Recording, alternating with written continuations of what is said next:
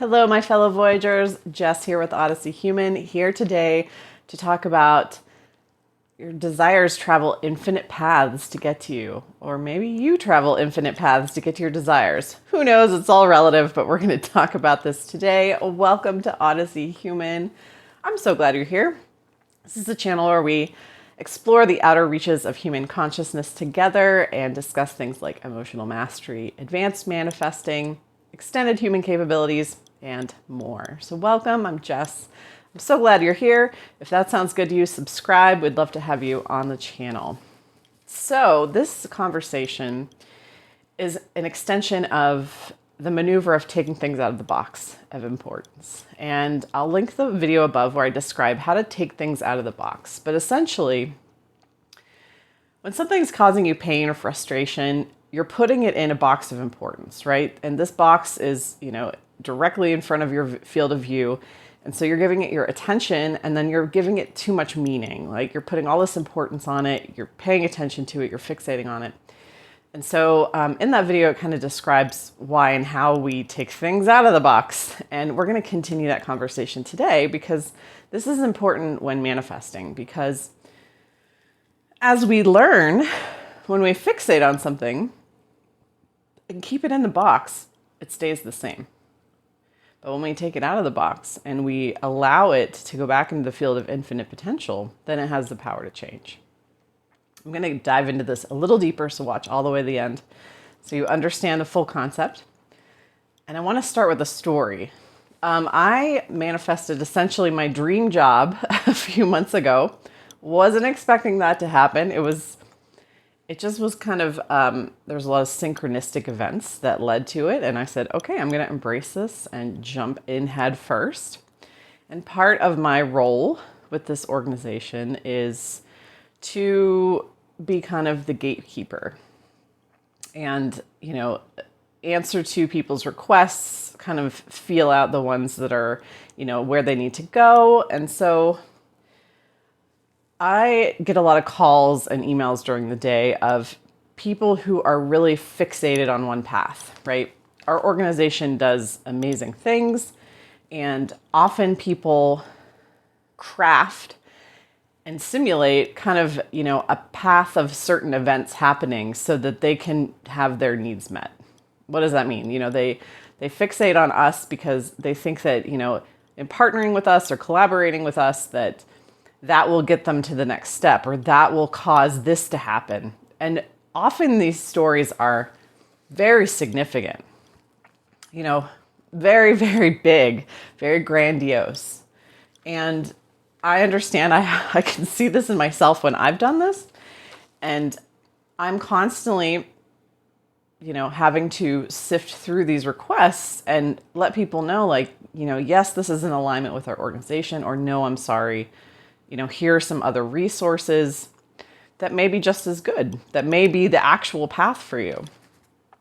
And what happens is people they have an emotional reaction to whatever I'm telling them, right? Because suddenly when their imagined sequence of events ends, they can get really upset. They're like, well, this is how it has to happen. And this is, you're the only way. And this is, and I'm constantly reminded and seeing from an outside perspective how there's an easier way with this. When we anticipate and simulate things going a certain way, things, circumstances playing out in a certain way, it can feel very sudden and jarring when one of the pieces in the sequence, suddenly you hit a brick wall, right? And it stops, and then you think the rest of the story cannot continue.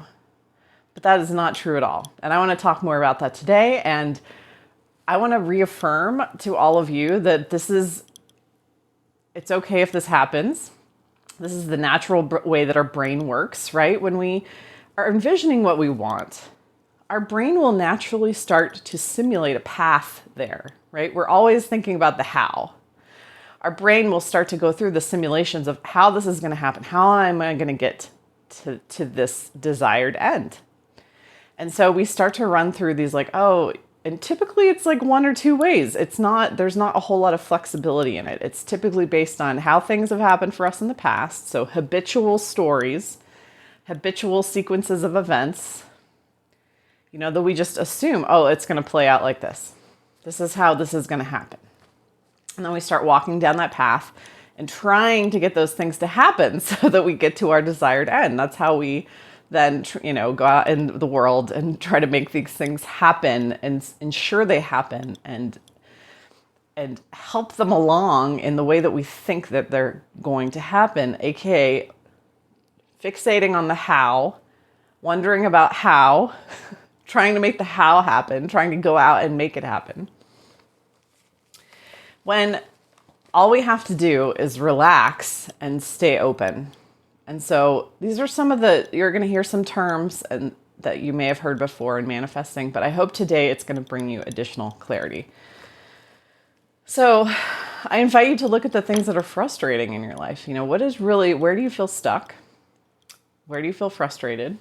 Where do you feel disappointed, where you were anticipating something to happen, but it didn't happen, and now you feel like you're disconnected from your goal, right? Well, plan C didn't happen, so now D, E, F, G, the rest of it cannot play out.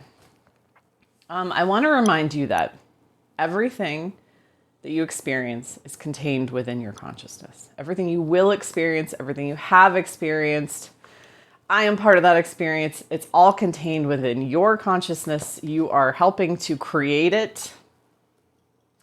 And by create it, I mean more select it, because everything's already created, right? The potential, all of that infinite potential, that soup of infinite potential is all contained within you, within your sensory experience, within your simulations, aka your imagination. And so, remember that is pure potential. Every option is available to you. So it's not just the story that, okay, this is how I get from A to Z. I have to go through B, C, D, E. No, you can go from A to Q and then back to B and then to R. And, that's there's an infinite number of ways for things to play out between where you are now and your desired end.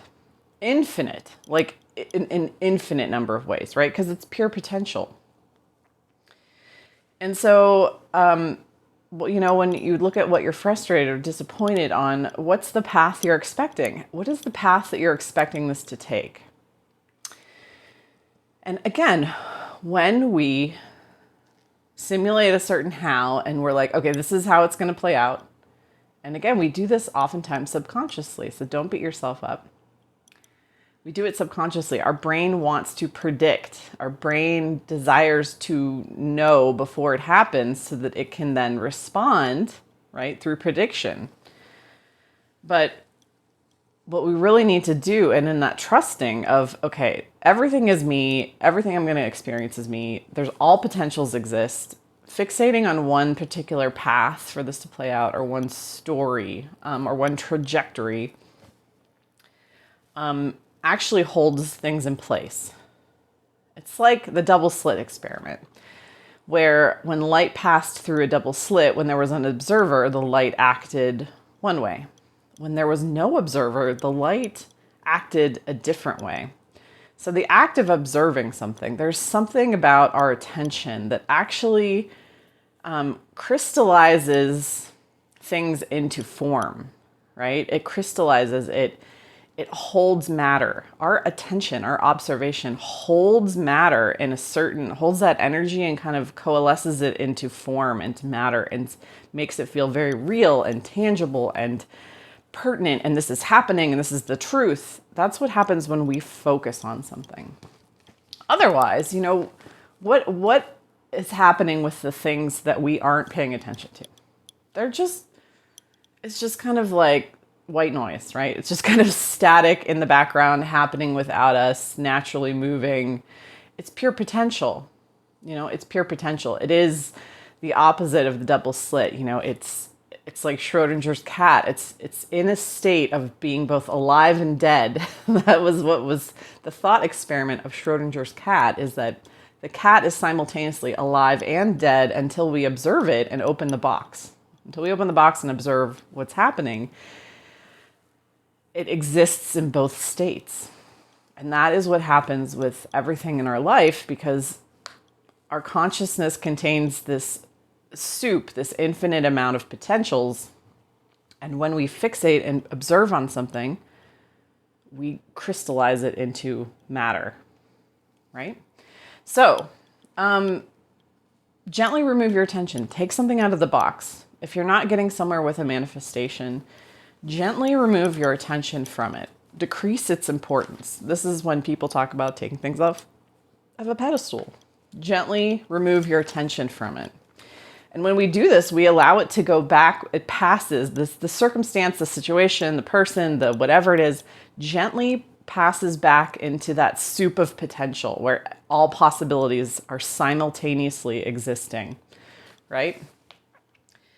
And then what happens is when we remove our attention, when we're focused on other things, the blinders kind of come off, right? Where we're fixated on that certain path happening and it's not happening, it's frustrating us. We take the blinders off and then we reopen ourselves to that infinite potential. This is what's called receiving mode, right? We're opening ourselves up to just being like, okay, I am okay with this maybe arriving via a path that I didn't expect, or in a way I didn't expect, or in a form I didn't expect.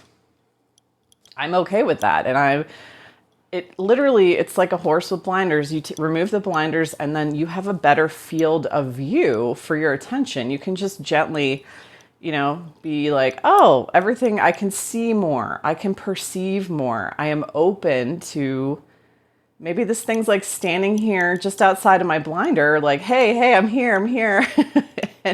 and we just can't see it because we're focused on the how.